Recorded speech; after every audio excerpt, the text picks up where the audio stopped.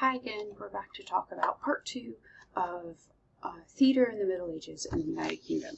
So your first video would introduce you to the general ideas and what a mystery play was, and so now we're going to talk about morality plays. So morality play did overlap a little with a mystery play. However, as the mystery plays were repressed by the Reformation in England, the morality plays became even more popular and could continue on. So they do last longer and stay the form of theater for a longer time than the mystery plays.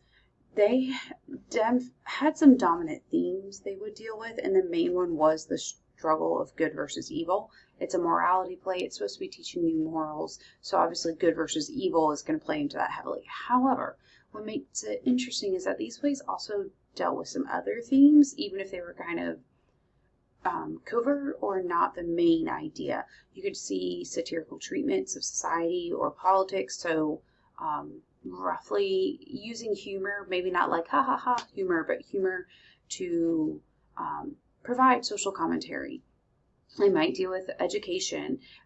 Protestants might use it to attack something or someone that they felt was not dealing with religion properly or wasn't proper for religion. Sometimes they would use it to talk about natural sciences, morality out just in general, not just good versus evil, but like, okay, if you're a good person, what does that mean and how does that look? It does focus on one person's individual life on earth, so your characterizations can be a little bit different. You're not going to have like a whole bunch of different characters and what they're going through. It's going to be the singular focus in on one specific life. We do need to understand that these characters are going to be more symbolic and allegorical. So the one you're going to read, their names might be Beauty or Faith. They're not meant, yes, they're meant to show us how to live as humans, but it's not characters like we're used today that might be called Juan or Lily or Cassandra. These are symbolic people. They might be focused in on more than just representing the common man. So these symbolic people are supposed to help represent the common man, but that's not always the case. You can see that morality plays are a lot more wiggly than mystery plays were, but they are still semi-religious in nature, very allegorical, very symbolic, trying to teach morality in general.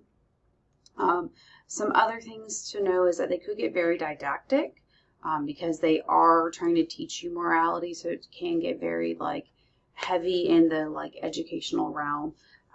That might be a little much, and it is interesting to know that these plays adapted to the time, so the Reformation and what was really needed, but they end up impacting future writings. So like Pilgrim's Promise, The Fairy Queen, Renaissance theater, in Victorian England, we're going to bring back morality plays. If you've heard of The Christmas Carol, like all of these find their roots or have a heavy influence from these morality plays. So it's not just like a one and done. This is really impacting literature for a longer run of time. So specifically about Everyman, that's the one that you are reading. We know it's from the early 16th century. However, it might have originally been written in Flemish or Dutch, but then they bring it over to England and it's translated and used in their way as well. It is the most famous morality play, which is kind of interesting because it's atypical of what we would expect morality plays to be. There is no slapstick humor, and it only focuses in on Judgment Day, which is the day like where you in Christianity we're like there's two judgment days. This one focuses on your judgment day as an individual. So your death, you go to heaven. Are you going to go to heaven or are you going to go to hell? That's not really normal for morality plays to have that focus and to lack some kind of slapstick humor, but this one does, and yet it's the most famous. It is very allegorical, so that means, just to remind you from your terminology from week 1, that's going to be a story that can be interpreted to reveal hidden meaning, typically a moral or political one. I can tell you now, this one is going to be a moral meaning. However, with Christianity, It's a little bit interesting in this play because it implies that you have to have good works as part of your salvation, even though for most, if not all, Christian denominations, grace, like Christ's death is all you need, and then good works just follow. This play is a little bit different because it kind of feels like it's saying, no, if you don't have good works, like, too bad, so sad. So even though this is the most famous morality play, it's a little bit different, which can make it interesting to see.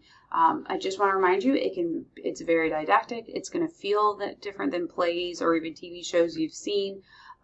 So just be prepared for that. It is written for a different group of people from a different time, but there's still some really interesting conversations we can have with it.